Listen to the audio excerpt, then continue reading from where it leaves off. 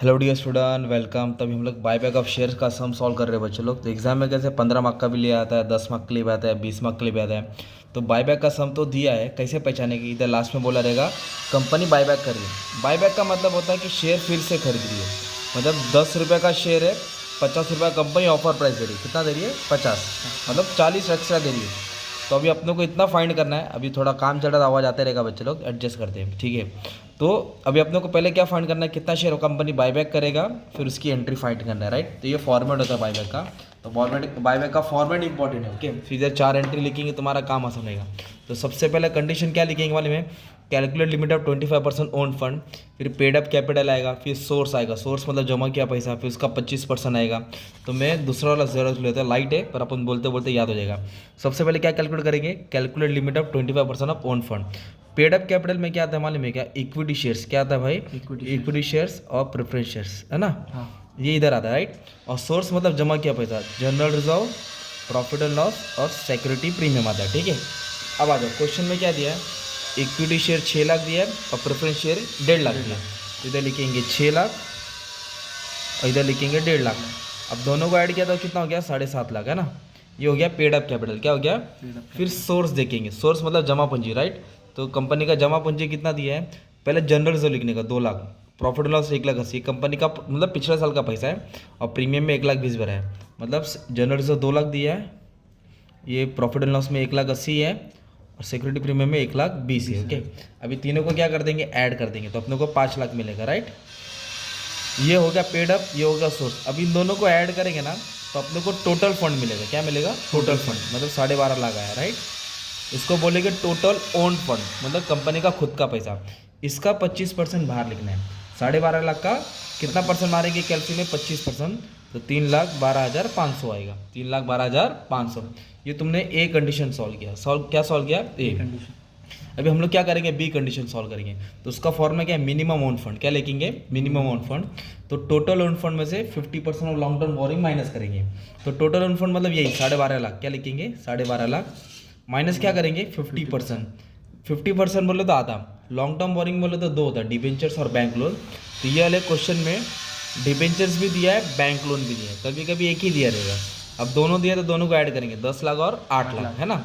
उसका आधा करना है। पहले लिखेंगे 10 लाख लिखा, और इधर कितना लिखा? 8 लाख। आप लोग अच्छे से नंबर में लिखना।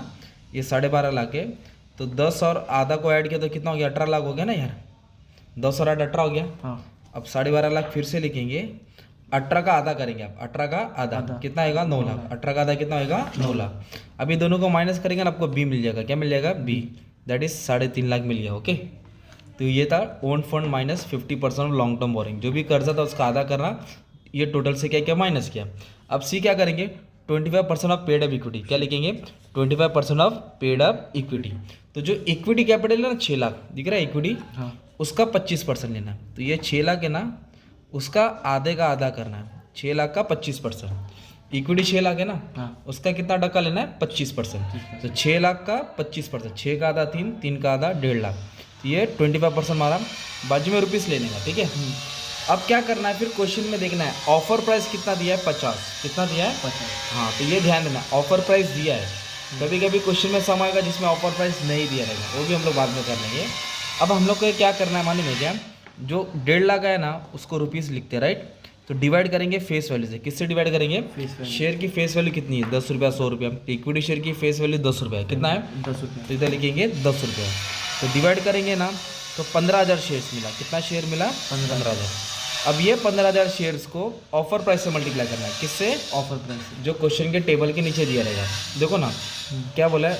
We all legal requirement a certain number of share do no can buy back at 50 per share.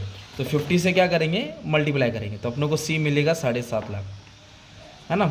जो 25% था उसको 10 से डिवाइड करके नंबर ऑफ शेयर है, और उसको 50 से क्या किया? मल्टीप्लाई किया। अब हम लोग निकालेंगे बायबैक ऑफ शेयर। क्या निकालेंगे? Buyback of share. Buyback of share कितना शेयर हम लोग बायबैक करेंगे, राइट। तो उसके लिए क्या लिखने का? लिस्ट। क्या लिखने का? लिस्ट, मतलब छोटा ए बी और c divide by offer price, divide by offer price. तो तीनों में छोटा लेना है ना। 3,12,000, 3.5 और 7.5। तो छोटा कौन है? ए वाला छोटा। कौन सा छोटा है? ए वाला। 3,12,500 डिवाइड किससे करेंगे? Offer price. ऑफर प्राइस कितना दिया है? 50। हाँ, तो 3,12,500 को 50 से क्या करेंगे, डिवाइड करेंगे, तो अपने को कितना मिलेगा, 6250। कितना मिलेगा, 6250। तो कंपनी मार्केट से 6,250 शेयर बाईबैक करेगा, मतलब खरीदेगा। तो फाइनल रिजल्ट क्या मिला, 6,250 है ना। कितने का शेयर खरीदेगा, 50 रुपया, है ना। हाँ। बाईबैक का ऑफर प्राइस दिया 50, मतलब शेयर कितने का था, 10 का था। एक्स्ट्रा कितना दे रहे, 40। उसको प्रीमियम बोलेंगे, क्या बोलेंगे, प्रीमियम। अब 6,250, 10, 40, 50, ये चारों के बेस पे अभी अपने को एंट्री पास करना है। तो 4 एंट्री आएगी, कितनी आएगी, 4। तो सबसे पहले एंट्री कौन सी आएगी, ड्यू की आएगी, कौन सी आएगी, ड्यू। फिर प्रीमियम, फिर सॉरी पहले ड्यू लिखा, फिर CRR क्या आएगा, CRR, फिर प्रीमियम, फिर पेमेंट। ये 4 एंट्री है। ड्यू का मतलब होता है कि कंपनी ये क्या हरकत कर रही है, कंपनी क्या कर रही है, मतलब शेयर बायबैक कर रही है, मतलब शेयर खरीद रही है ना, तो शेयर आएगा। तो इधर लिखेंगे इक्विटी शेयर कैपिटल, क्या लिखेंगे, इक्विटी शेयर। क्योंकि कंपनी के पास शेयर आ रहा है ना यार। हाँ। फिर कंपनी इसको एक्स्ट्रा पैसा दे रही है, तो उसको बोलेंगे प्रीमियम, क्या बोलेंगे, प्रीमियम। प्रीमियम ऑन बायबैक, क्या लिखेंगे, प्रीमियम ऑन बायबैक। मतलब कंपनी एक्स्ट्रा पैसा पे कर रही है, किसको दे रही है पैसा, इक्विटी शेयर होल्डर को। किसको दे रही है, इक्विटी शेयर। ये एंट्री तुमको याद करो या रट्टा मार लो, है ना। फिर इस पर बाकी की 4 एंट्री याद होगी।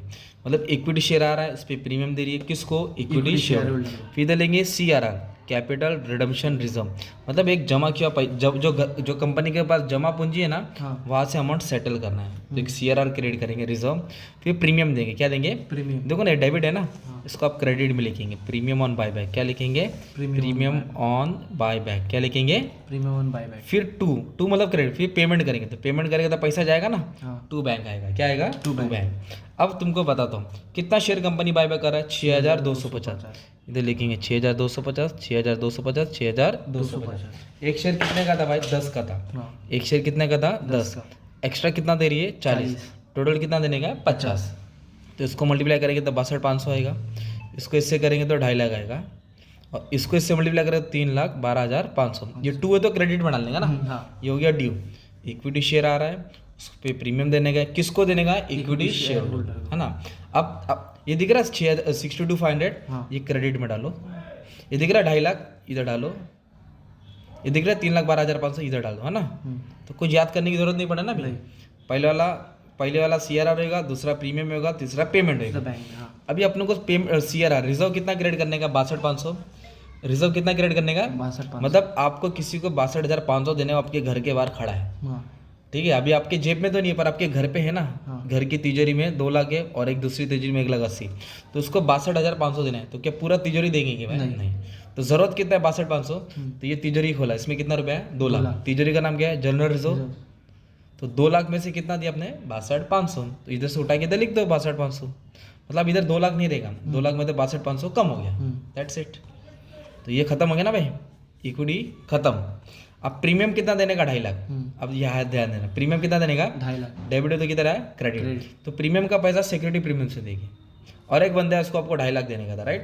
तो 2.5 लाख देने का, पर जिसके लिए लिखा है अपने पास सिक्योरिटी प्रीमियम में 1,20,000 है, कितना है, 1,20,000। तो सिक्योरिटी प्रीमियम में मेरे पास है 1,20,000, पर देना कितना है, 2.5 लाख। तो शॉर्ट पड़ा ना 1,30,000, वो भी तिजोरी से देंगे, या तो पहले वाले या तो दूसरे वाले। तो जनरल रिजर्व से मैंने क्या किया, वो भी सेटल कर दिया, है ना। तो मेरा प्रीमियम 2.5 लाख भी सेटल हो गया, क्योंकि 1,20,000 था, तो शॉर्टेज हुआ, वो जनरल रिजर्व से दिया, प्रॉफिट एंड लॉस से भी दे सकते थे।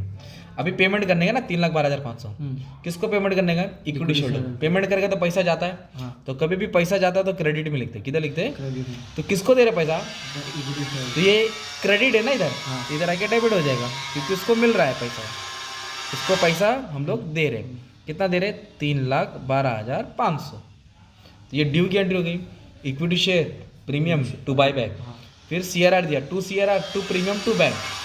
CRR पहले 2 से, प्रीमियम से, और रोकड़ा किसको दिया, इक्विटी शेयर होल्डर। अब इसमें एक एंट्री और चुकी रुस्तम में, ये बेसिक एंट्री में इन लोगों ने इन्वेस्टमेंट बेचा, 3 का 3,20,000 में बेचा। मतलब तुमने क्या किया, 3 का सोना 3,20,000 में बेचा, तो फायदा हो गया, लॉस हुआ, फायदा। तो 20,000 फायदा हो गया ना। तो आप चीज़ बेचेंगे तो पैसा आएगा कि जाएगा भाई, आएगा ना। तो बैंक को डेबिट करेगा ना यार, सिंपल लॉजिक। इधर बैंक को क्यों क्रेडिट करेगा, क्योंकि पैसा गया है, क्योंकि अपन पेमेंट किया तो पैसा गया, तो इधर इन्वेस्टमेंट बेचा तो पैसा आया। तो अब सोना बेचेंगे तो पैसा आएगा, तो सोना जाएगा ना। वैसे इधर इन्वेस्टमेंट क्या गया, पैसा आ रहा है, इन्वेस्टमेंट जा रहा है। तो इन्वेस्टमेंट तो 3 लाख का था, पर अपन ने कितने में बेचा 3,20,000 तो फायदा हो गया ना। हाँ। कितना फायदा हो गया 20,000 20,000। तो फायदा क्रेडिट में आएगा। तो फायदा किधर लिखने का प्रॉफिट एंड लॉस में टू प्रॉफिट एंड लॉस। ये किसकी एंट्री थी इसकी थी है ना। इस तरह तुमको बायबैक का सम आएगा राइट। तो कंडीशन सॉल्व करना है 4 एंट्री डाल देना है ना। इसमें ऑफर प्राइस दिया था क्या था ऑफर प्राइस एक सम और भी पढ़ाऊंगा जिसमें ऑफर प्राइस नहीं रहेगा। तो मतलब बायबैक का तुम्हारा डाउट ही क्लियर होगा। 4 एंट्री नहीं आता है याद कर लो 4 बार लिखेगा याद होगा पहली एंट्री याद करना ठीक है। Thank you.